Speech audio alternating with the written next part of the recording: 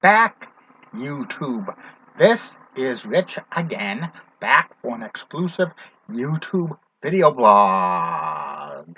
Today's YouTube video blog is about the TV game show Face the Music, starring the late Ron Ely, which lasted from January 14th, 1980 through September 1981 in U.S. syndication for 1.5 years. Tell you um, uh, about how the game was played and my thoughts on it. And we'll be right back after these important messages of interest. Don't forget to listen to Crystal's Time Machine each and every Friday and Saturday night from 9 to 11 p.m. on WCAP 980, where everybody gets it. Can't catch show live. Listen to the podcast exclusively on archive.org.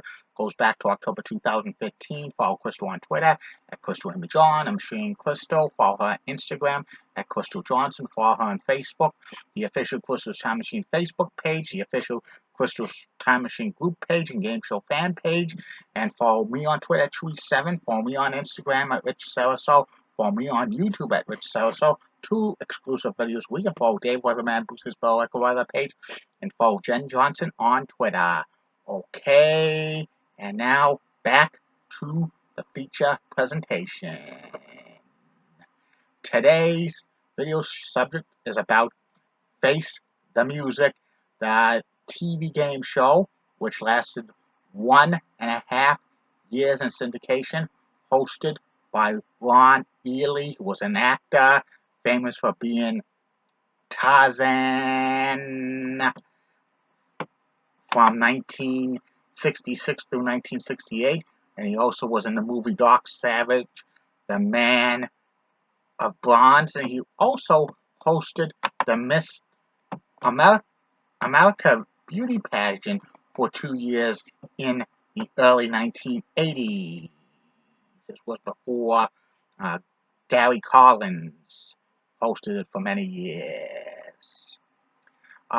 Face the Music was produced and distributed by Sandy Frank Productions. Sandy Frank was a TV producer and syndicator who was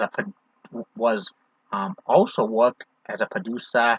He syndicated many of the Chuck Barris's game shows, including Treasure Hunt with Jeff Edwards, The Dating Game, The Newlywed Game, and The Gong Show, which was hosted by Chuck Barris.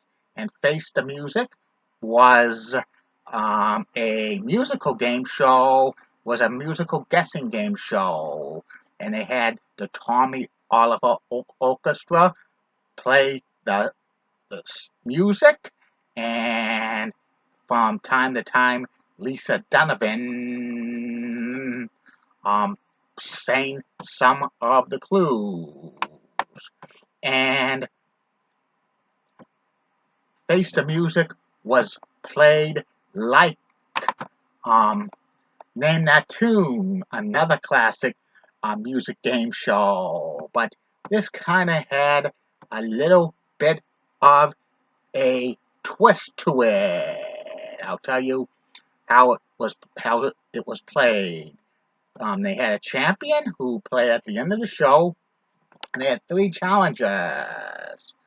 The first round was they would show a series of photos, maybe 5 to 6, and they would play brief music about them. And then Ron would, then they would have the music play, and then the contestants would say, I got it, and they would have to get the song for it. For example, Hail to the Chief. That would be associated with President Joe Biden, or Real American associated with Hulk Hogan. Also, they would have something to with a certain television theme song, and say if it was theme song to Hawaii Five-O, Jack Lord, or the theme song to Buck Rogers in the 25th Century was Gil Gerard. And it had contestants get 10 points each after maybe 5 or 6 songs were played. They would go on to the next round, which was 20 points. And each musical clue was a puzzle for a person, place, or thing. Example would be the theme song to American Idol, theme song to Wheel of Fortune,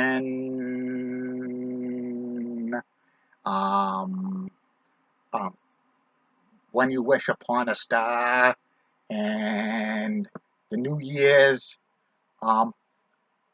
Eve song, Lion Sequest. And contestants, like, if they got any answer wrong, they would be penalized. They would be penalized for the next clue, and if they identified the puzzle, they would get 20 points. It would continue on until time ran out, and then the contestants with the 2 highest scores would advance to the 3rd round. The contestant in last place would be eliminated, and they would get consolation prizes. And then if there was a tie, they would play a tiebreaker with like a couple of faces, same as the first round, but they would only one clue. They would only play one clue, and whoever got it went on to the 3rd round, which was play the same as this 2nd round with musical clues going to a person, place, or thing, but this time was 30 points. And whoever won the points, whoever had the most points won the game and then had the rights to face champion in the bonus round. Well, the runner-up got consolation prizes. And like the time is up music sounded like the school bell from Child's Play, the game show hosted by Bill Cullen back in 1982 and 1983. And the championship round was they showed photos of a famous person from childhood to maturity. And there was maximum of 6 clues and 6 songs they could play. If the contestant got the first clue right and the song right, they would have the song right. They had a few seconds to guess who it was. They got it on the first try, $10,000 in cash. But if they went to the second clue and beyond, the value of the prizes would start at $5,000 and go down to $1,000. And whoever won the game got what level of prizes they got at a certain level. If all 6 clues if they did not guess who it was after 6 clues, then it would go to the tiebreaker, and whoever won that would win the prizes in the $1,000 level. And champions could stay on the air for 10 games for the first season, which the first season, after 5 games, they would win a car, and after 10 games, they would retire with a trip around the world. The second season, they would win, after 10 games, a camp trailer, and they would continue on for as many games as they wanted until they got defeated. And Face the Music was, I think, a pretty decent music game show. Its set was very, very elaborate, and the podiums look like something that would be on The Price is Right, and the set looked like the lights from The Price is Right as well. And, Ron was decent as a game show host, but he never hosted another game show after um, Face the Music. He was still doing his acting career. He wanted probably to continue doing acting, and he probably did not want to be kind of typecast as a game show host. And Face the Music had that format that could have lasted several years in syndication.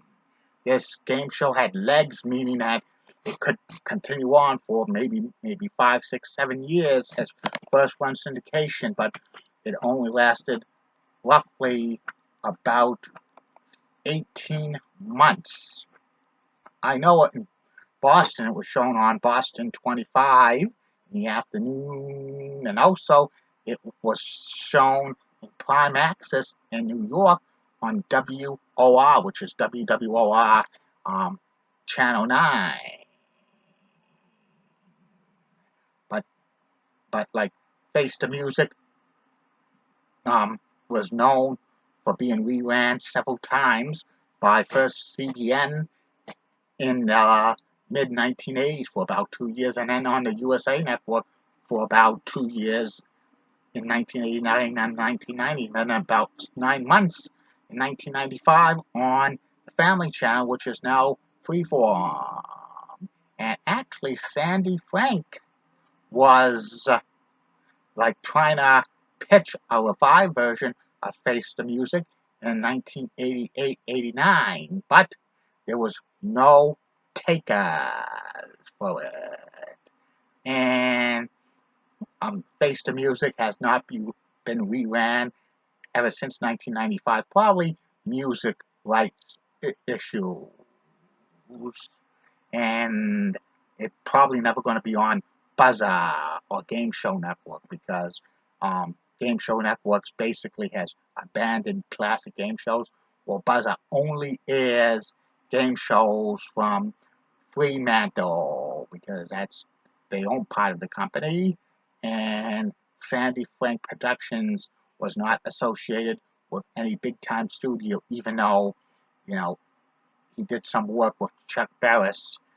Chuck Barris did not buy the rights to Face the Music in 1981 or so because he basically was giving up on his production